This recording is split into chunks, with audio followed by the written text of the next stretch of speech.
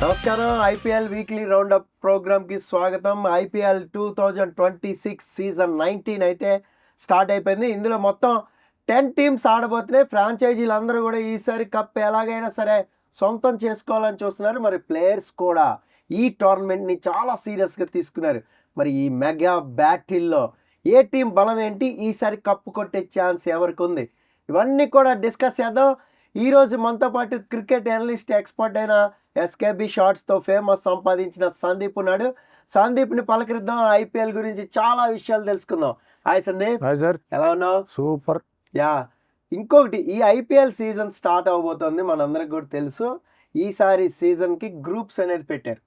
మరి ఈ గ్రూప్స్లో ఒక్కొక్కళ్ళు ఒక్కొక్క మ్యాచ్ ఆడబోతున్నారు వాళ్ళ గ్రూప్తో. అలాగే అపోనెంట్ గ్రూప్తో 2 మ్యాచ్లు ఆడుతున్నారు. మరి రివెంజ్ మ్యాచ్లు ఉండవు కదా, దాని పరిస్థితి ఏంటి? రివెంజ్ మ్యాచ్లు నెక్స్ట్ ఇయర్. ఇప్పుడు ఎవరెవరైతే ఒకసారి ఆడుతున్నారో వాళ్ళు ఓడిపోయారు, వాళ్ళ మీద ఎలాగైనా సరే మనం లెక్క బ్యాలెన్స్ చేయాలనుకుంటే కనుక 1 year దాకా వెయిట్ చేసి చూడాలి. అండ్ దాని గురించి టీమ్స్ కూడా పెద్దగా పట్టించుకోవు. ఇది ఎంత ఫ్యాన్స్ కొంచెం అనుకుంటుంటారు ఎలాగైనా సరే వాళ్ళు ఓడించాలి అది ఇది అని చెప్పి. కానీ టీమ్స్ చూసేది ఏంటి అంటే 14 మ్యాచ్లు ప్రతి ఒక్క టీం ఆడుతుంది. 14 మ్యాచ్లు అయిపోయిన తర్వాత వాళ్ళకున్న పాయింట్లు ఏంటి, వాళ్ళకున్న నెట్ రన్ రేట్లు ఏంటి, ఏ పొజిషన్లో ఉన్నారు, టాప్ 4 ప్లే ఆఫ్స్కి క్వాలిఫై అవుతారు. సో ఎటు చూసుకున్నా కూడా అందరూ 14 మ్యాచ్లు ఆడుతున్నారు. ఒక టీంకి ఒక టీంతో 2 మ్యాచ్లు ఆడొచ్చు, మరొక టీంతో ఒకే మ్యాచ్ ఆడొచ్చు. అన్నీ చేసుకొని 70 లీగ్ మ్యాచ్లు ఉన్నాయి. అండ్ అందులో ప్రతి ఒక్క టీం కూడా 14 మ్యాచ్లు ఆడబోతుంది. అందులో టాప్ 4 ఎవరు అనే దాని గురించి అందరికీ ఉత్కంఠ అనేది ఉంటుంది. సో చూద్దాం ఎలా జరగబోతోంది ఈ సీజన్ 19. సో మరి ఫస్ట్ మ్యాచ్ అయితే మన హైదరాబాద్ మ్యాచ్ అనేది జరగబోతోంది.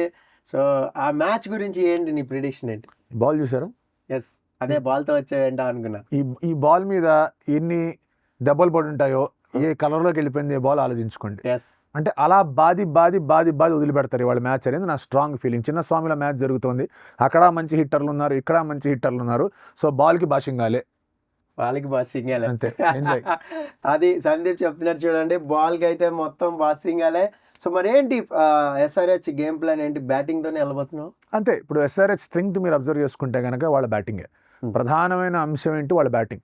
బౌలింగ్లో చాలా ఇన్ఎక్స్పీరియన్స్ ఉంది. At the same time Pat Cummins ఆడట్లేదు. డేవిడ్ పై నిన్ననే దిగాడు. మరి డైరెక్ట్గా వెంటనే ఆడతాడా లేకపోతే ఆగుతారా అనేది చూడాలి.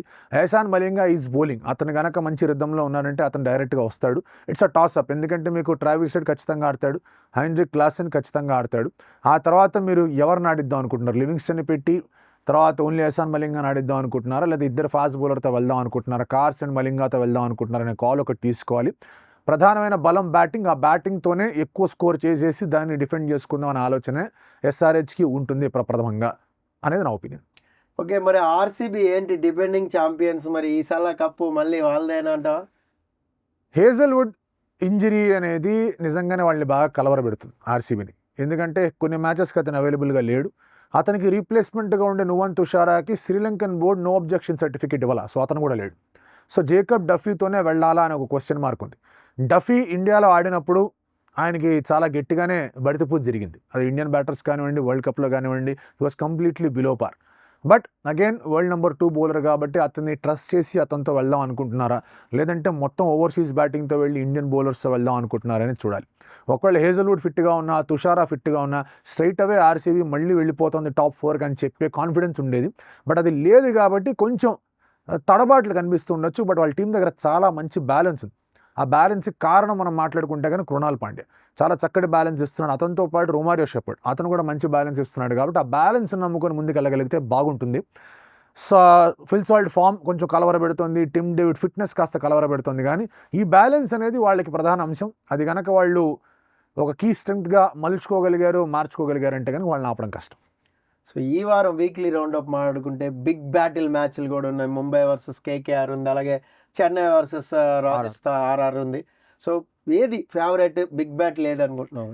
ఎంఐ కేకేఆర్ అనేది దీనికి రకరకాల యాంగిల్స్ ఉంటాయి. ఎందుకంటే ముంబై ఇండియన్స్ గత 12-13 ఏళ్లగా ఫస్ట్ మ్యాచ్ గెలిచింది లేదు వాళ్ళు. సో ఫస్ట్ మ్యాచ్ ఎవరితో ఆడినా కూడా వాళ్ళకి 2 పాయింట్లు అలా సమర్పిస్తూ ఉండేవాళ్ళు. నా ఒపీనియన్ ఏంటంటే ఈసారి ఆ ట్రెండ్ మారబోతోంది. ఈసారి ముంబై ఇండియన్స్ ఫస్ట్ మ్యాచ్ అనేది గెలవబోతున్నారు అనిపిస్తుంది కేకేఆర్ మీద. కేకేఆర్ టీం మనం చూసుకుంటే కనుక వాళ్ళకు కూడా చాలా గాయాలయ్యాయి. ఇప్పుడు హర్షిత్ రాణా గాయం కారణంగా బయటికి వెళ్ళాడు. ఆ తర్వాత మీకు ఆకాష్దీప్ గాయం కారణంగా బయటికి వెళ్ళాడు. వాళ్ళ రీప్లేస్మెంట్స్ వచ్చారు. నవదీప్ సైని వచ్చాడు, ఆ తర్వాత సౌరభ్ దూబే వచ్చారు. ముస్తఫీజుని తీసుకున్నారు కానీ ఇంకా బంగ్లాదేశ్లో జరిగిన హిందువుల మీద దాడి వల్ల బంగ్లాదేశ్ ప్లేయర్లు ఆడకూడదని చెప్పడంతో ముస్తఫీజుని వెళ్ళిపెట్టి బ్లెస్సింగ్ మజరబాని వచ్చాడు. పతిరానా ఫిట్గా ఉంటాడో లేదో తెలియదు. ఫిట్గా ఉంటాడని చెప్పేసి వార్తలు వస్తున్నాయి. మరి ఫిట్గా ఉంటే డెత్ బౌలింగ్ ఏ విధంగా వేస్తాడో కూడా తెలియదు. సో ఇన్ని ఇబ్బందికరమైన సిచ్యువేషన్స్ ఉన్నాయి వాళ్ళకి. బ్యాటింగ్లో కూడా వెనక ముందు వెళ్ళే పరిస్థితులు కనిపిస్తున్నాయి. కాబట్టి Mumbai is a set team. వాళ్ళు అదే రీతిలో ఆడితే కనుక ఆ ఫస్ట్ మ్యాచ్ కర్స్ ఏదైతే ముంబై మీద ఉందో అది తొలగిపోయే అవకాశం ఈ సీజన్లో కనిపిస్తుంది. ఓకే, మరి చెన్నై అండ్ ఆర్ఆర్ పరిస్థితి ఏంటి? ఇది అసలు సిసిలైన మ్యాచ్. Yes. ఎందుకంటే ఇద్దరికి ఫస్ట్ మ్యాచ్ ఆర్ఆర్తో పెట్టారు. ట్రేడ్ జరిగిందిగా మనకి అందరికీ తెలిసిందే. సంజు శాంసన్ సిఎస్కేకి వచ్చాడు, జడేజా అండ్ శామ్ కరణ్ ఆర్ఆర్కి వెళ్ళారు. సరే, శామ్ కరణ్ ఇంజరీ, అతని ప్లేస్లో దసున్ చనకా వచ్చాడు. అది పక్కన పెట్టేస్తే కనుక ఆర్ఆర్ నుంచి జడేజా సిఎస్కే మీద ఆడుతున్నాడు, సిఎస్కే నుంచి శాంసన్ ఆర్ఆర్ మీద ఆడుతున్నాడు. సో ఇంతకన్నా ధమాకా అనేది మీకు దొరకదు. సో ఈ ధమాకాలో చూడాలి ఎలా ఉండబోతుంది. ఈ మ్యాచ్ వర్షపాడ గౌహాతీలో జరుగుతుంది. అండ్ ఆర్ఆర్ దగ్గర సిఎస్కే కన్నా బెటర్ బ్యాలెన్స్ ఉంది, అందులో ఎటువంటి డౌట్ లేదు. They have better balance.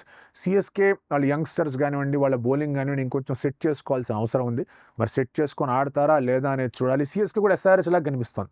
మంచి బ్యాటింగ్ సెటప్ ఉంది, దబిడిదిబుడు బాధే సెటప్పే కనిపిస్తుంది. బౌలింగ్ వాళ్ళు ఎంత తొందరగా ఆ బౌలింగ్ ఇష్యూని సార్ట్ చేసుకుంటే అంత మంచిది వాళ్ళకి. Very very exciting match RR CSK కూడా. సో ఈసారి 10 టీముల్లో సో 4 ప్లే ఆఫ్కి వెళ్ళే టీమ్స్ ఏంటి అంటే నీ ప్రిడిక్షన్ ఏంటి? ఈసారి మనం మాట్లాడుకుంటే టీమ్స్ అన్నిటినీ చూసిన తర్వాత మనకి లాస్ట్ 1 వీక్ 10 డేస్గా ఇంజరీలు, రీప్లేస్మెంట్లు అవన్నీ కూడా వస్తూ ఉన్నాయి. దానివల్ల పిక్చర్ పర్ఫెక్ట్గా ఈ 4 టీంలు వెళ్తాయని చెప్పడం చాలా చాలా కష్టంగా ఉంది. ఎందుకంటే కేకేఆర్ కొన్ని ఇంజరీ బెడదలు ఉన్నాయి, సిఎస్కే కొన్ని ప్రాబ్లమ్స్ అనేవి వచ్చాయి, ఎస్ఆర్హెచ్కి ప్రాబ్లమ్స్ అనేవి వచ్చాయి. సో ఇలా రకరకాల ప్రాబ్లమ్స్ ఉన్నాయి కాబట్టి పట్టుకోవడం కష్టంగా ఉంది. బట్ స్టిల్ 4 టీంలు పిక్ చేసుకోవాలంటే one team which is really really strong and balanced and వాళ్ళ కొత్త హోమ్ ప్రాబ్లం తప్ప మిగతా అన్ని చోట్ల కూడా వాళ్ళు చాలా బాగా పర్ఫామ్ చేసే టీమ్ ఇస్ ఢిల్లీ క్యాపిటల్స్. వాళ్ళు కనుక అరుణ్ జైట్లీ స్టేడియంలో చక్కగా పర్ఫార్మెన్స్ ఇచ్చారు అంటే Akshar Patel and boys, Bapu and boys ఖచ్చితంగా టాప్ 4లోకి వెళ్తారు అనిపిస్తుంది. బెన్ డకెట్ వైదొలిగిన అతనికి వచ్చే రీప్లేస్మెంట్ వాళ్ళు అనౌన్స్ చేయకపోయినా యాజ్ వీ టాక్ ఒక బౌలర్ని తెచ్చుకునే అవకాశాలు ఎక్కువగా ఉన్నాయి. అండ్ వాళ్ళ టీం చాలా చక్కటి బ్యాలెన్స్తో కనిపిస్తోంది. కేఎల్ రాహుల్ ఓపెనింగ్ చేయబోతున్నాడు, అక్షర్ పటేల్ నెంబర్ 5 నెంబర్ 6లో ఆడబోతున్నాడు, Tristan Stubbs, David Miller, Starc లేకపోయినా కూడా బ్యాలెన్స్ అనేది కొంచెం బెటర్గా కనిపిస్తుంది ఢిల్లీ క్యాపిటల్స్ కనిపిస్తుంది. సో వాళ్ళైతే ఉన్నారు. రెండో టీం అసలు ఇంజరీ ప్రాబ్లమ్స్ లేవు, ఏ గోలా లేదు, అసలు ఇంత సెట్ టీం ఎక్కడి నుంచి వచ్చిందని చెప్పేసి ప్రతిసారి క్వశ్చన్ మార్క్ ఇచ్చే టీం మీ అందరికీ తెలిసిన టీం ముంబై ఇండియన్స్. వాళ్ళిద్దరు వెళ్ళబోతున్నారు ప్లే ఆఫ్స్కి గ్యారంటీ. ఇప్పుడు తర్వాత 2 జట్లలో చాలా కన్ఫ్యూజన్ ఉంది. ఇప్పుడు వెయిటింగ్ లిస్ట్లో చాలామంది ఉన్నారు. జీటీ లాస్ట్ టైం పర్ఫామ్ చేస్తే వాళ్ళకి అవకాశం లేకపోలేదు.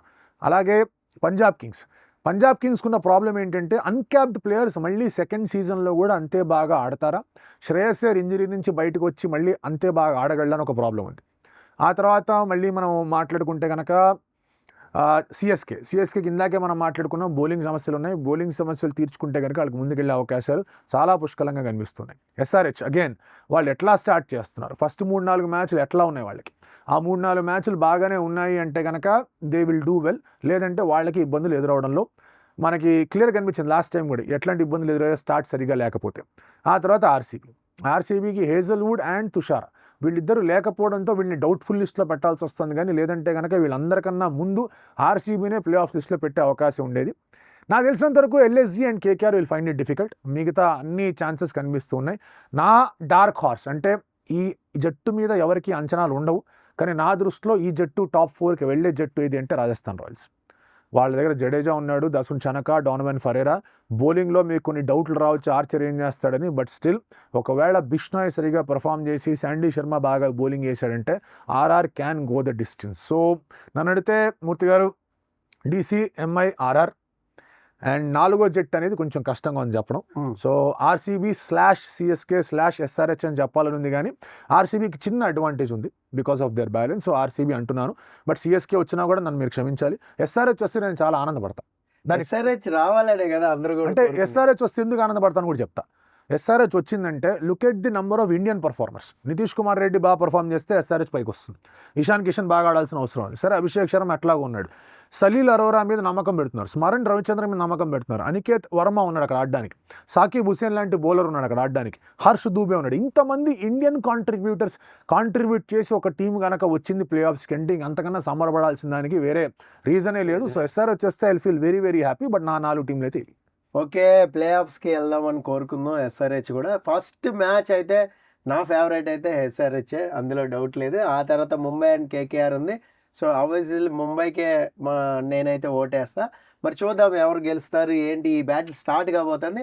మనం ప్రతి వారం కూడా ఇదే డిస్కషన్ అనేది చేసుకుందాం. Sure. ఏదైతే ఉందో ఆర్వీఆర్ టీవీ వీక్షకులకి ఎవరికైతే ఉన్నారో వాళ్ళందరికీ కూడా మనం చెప్పుకుందాం.